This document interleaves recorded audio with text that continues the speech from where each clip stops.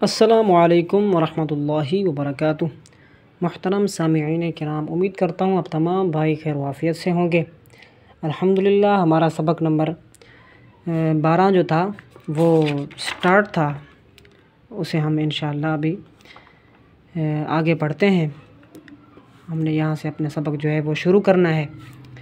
یہ تختی جو ہے یہ نون ساکن کے جو 4 قاعدے ہیں، اخفاء، ادغام، اقلاب، اظہار، اس میں ہم 2 قاعدوں کو ایکسپلین کریں گے، جو کہ پوری تختی میں 2 قاعدے اس تختی میں ایکسپلین ہوں گے اور 2 قاعدے اگلی تختی میں ایکسپلین ہوں گے، جن میں ہم نے اظہار اور اخفاء کے بارے میں پہلے بھی پڑھا تھا اور ابھی بھی اسی حوالے سے ہم ڈسکشن کریں گے۔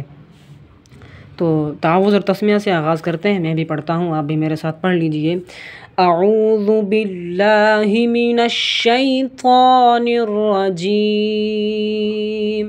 بسم اللہ الرحمن الرحیم۔ پہلا لفظ ہے ونحر۔ اس میں ہم نے را کو موٹا کر کے پڑھنا ہے، کیونکہ یہ جو را ساکن سے پہلے زبر آ جائے تو را کو موٹا کر کے پڑھا جاتا ہے۔ اسی طرح فَسَيُنْغِضُونَ، اسی طرح نون ساکن کے بعد جو یہ غین آ رہا ہے یہ حروف حلقی میں سے ہے، اس وجہ سے یہاں پر اظہار ہوگا اور یہاں پر بھی اظہار ہوگا، کیونکہ نون ساکن کے بعد ہا آ رہا ہے جو کہ حروف حلقی میں سے ہے۔ اگر حروف حلقی میں سے کوئی حرف آ جاتا ہے، نون ساکن یا تنوین کے بعد حروف حلقی میں سے کوئی حرف آ جاتا ہے تو ہم وہاں اظہار ہوتا ہے، یعنی اس کو ہم نے ظاہر کر کے پڑھنا ہوتا ہے، واضح کر کے پڑھنا ہوتا ہے، اس میں تحقیق لانی ہوتی ہے اور ہم نے وہاں پر غنہ نہیں کرنا ہوتا، جو کہ ہم نے پچھلے سبق میں بھی اس کو سمجھا تھا۔ اسی طرح یہ یہاں پر بھی اظہار ہوگا، کیونکہ نون ساکن کے بعد خا آ رہا ہے جو کہ حروف حلقی میں سے ہے۔ حروف حلقی 6 ہیں، حمزہ، ہا، عین، حا، غین، خا۔ یہ نون ساکن یا تنوین کے بعد ان 6 حروفوں میں سے کوئی بھی حرف آ جاتا ہے تو وہاں پر ہم اظہار کرتے ہیں، یعنی غنہ نہیں کرتے۔ لیکن اس لفظ میں اخفاء کا قاعدہ لگے گا، کیونکہ نون ساکن کے بعد تا آ رہا ہے جو کہ حروف اخفاء میں سے ہے۔ جس طرح حروف اخفاء کی ہم نے تعریف پڑھی تھی اور سمجھی تھی کہ نون ساکن یا تنوین کے بعد حروف اخفاء جو 15 ہیں ان میں سے کوئی حرف آ جائے تو وہاں پر ہم نے اخفاء کرنا ہے، یعنی غنہ کرنا ہے۔ تو یہاں پر ہم غنہ کریں گے۔ تو اس پوری لائن کو ہم نے ایکسپلین کر لیا، اب اس کو ہم سٹارٹ کرتے ہیں۔ واو زبر، و ایسے نہیں پڑھیں گے۔ یہ جو واو ہے اس کے ساتھ جو الف ہے اسے بھی ہم نہیں پڑھیں گے۔ کیوں نہیں پڑھیں گے؟ واو کے بعد جو نون ہے یہ نون کے ساتھ واو کو ملائیں گے، کیونکہ الف جو ہے یہ تو ساکن ہے، اس پر نہ کوئی حرکت ہے۔ اگر حرکت ہوتی تو ہم اسے آگے ملاتے، کیونکہ جو ساکن حرف ہوتا ہے وہ اپنے سے ما قبل حرکت والے حرف کے تابع ہوتا ہے۔ جو ما قبل حرف پر جو حرکت ہوتی ہے اس کے ذریعے اسے ہم نے ملانا ہوتا ہے۔ ابھی الف پر تو کوئی حرکت ہے نہیں، اس سے پہلے والے حرف جو واو ہے اس پر حرکت ہے، اس وجہ سے ہم واو سے اس کو ملائیں گے۔ یہ جو الف درمیان میں ہے اسے ہم نہیں پڑھتے۔ بعض اوقات لوگ اسے بھی پڑھ رہے ہوتے ہیں، جو کہ غلط طریقہ ہے۔ واو، نون زبر، ون، حا، را زبر، حر، ون حر، یہاں پر را کو موٹا کر کے پڑھا جائے گا۔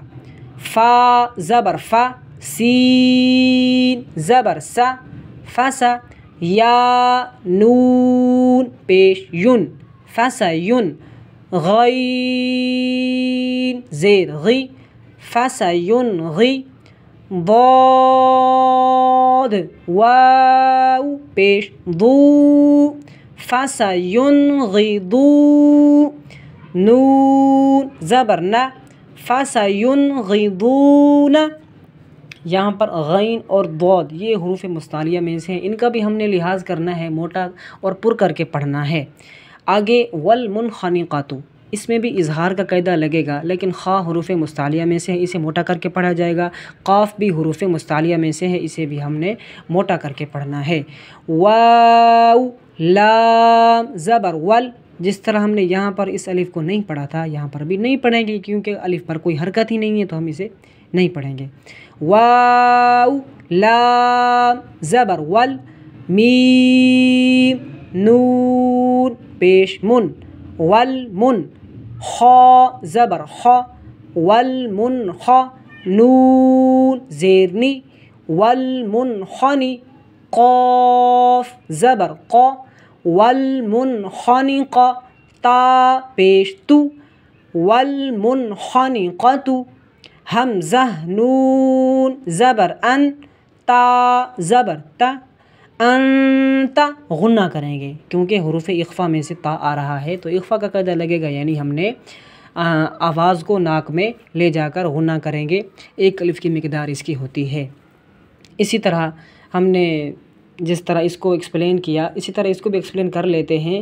یہاں پر اخفا کا قاعدہ لگے گا کیونکہ نون ساکن کے بعد سین آ رہا ہے جو کہ حروف اخفا میں سے ہے، اور یہاں نون ساکن کے بعد شین آ رہا ہے جو کہ حروف اخفا میں سے ہے، یہاں نون ساکن کے بعد صاد آ رہا ہے جو کہ حروف اخفا میں سے ہے، اور نون ساکن کے بعد ضاد آ رہا ہے جو کہ حروف اخفا میں سے ہے۔ اس لیے ہم نے یہاں پر غنّے کرنے ہیں۔ ان تمام یہ جو لائن ہے یہ پوری اخفا کا قاعدہ یہاں بتایا جا رہا ہے کہ اخفا کا قاعدہ ہو رہا ہے۔ یہاں پر بھی اخفا کا قاعدہ ہو رہا ہے، یہ دیکھیں نون ساکن کے بعد طا آ رہا ہے، یہاں بھی اخفا کا قاعدہ ہے، یہاں بھی اخفا کا قاعدہ ہو رہا ہے۔ اب ہم اسے پڑھتے ہیں۔ تا نون زبر تن سین واو زبر سو، یہ دیکھیں واو ساکن سے پہلے زبر آ جائے تو واو لین ہوتا ہے، یہاں پر واو لین کا بھی لحاظ کریں گے، اسے کھینچیں گے نہیں، تن سو ایسے نہیں کریں گے، تن سو ایسے بھی نہیں کریں گے، نارمل اسے معروف پڑھا جاتا ہے، تن سو تن سو تن سو، نہ زیادہ کھینچنا ہے نہ جھٹکا دینا ہے، درمیانی حالت میں پڑھنا ہے، تن سو نون زبر نہ تن سو نہ، آگے نون نون پیش نن شین زیر شی نن شی، یہ دیکھیں پہلے جب ہم نے شین کی ادائیگی نہیں کی تھی اس وقت ہم نے اس کو پڑھا تھا نن، جب ہم نے شین کی ادائیگی کر لی تو پھر ہم یہاں پر غنہ کریں گے، نن شی زا پیش زو نن شی زو، ہا الف زبر ہا نن شی زو ہا، یا نون زبر ین صاد پیش صو ین صو، را واو پیش رو ین صورو، نون زبر نہ ین صورون، صاد موٹا کر کے پڑھا جائے کیونکہ حروف مستعلیہ میں سے ہے، را کو بھی موٹا کر کے پڑھیں گے کیونکہ را کے اوپر پیش ہے۔ اسی طرح میم نون زبر من ضاد واو پیش ضو منضو، دال دو زیر دن منضودن، حروف مستعلیہ کا بھی لحاظ کریں گے، اور واو ساکن سے پہلے پیش آ جائے تو واو مدہ ہوتا ہے، ہم نے حروف مدہ کا بھی لحاظ کرنا ہے کیونکہ حروف مدہ میں سے یہاں واو مدہ ہو رہا ہے تو اسے ہم نے ایک الف کی مقدار جتنا کھینچ کر پڑھنا ہے۔ یہ لائن آگے ہم رواں سے پڑھتے ہیں۔ ینطقون، طا کو اور قاف کو موٹا کر کے پڑھا جائے گا کیونکہ حروف مستعلیہ میں سے ہے۔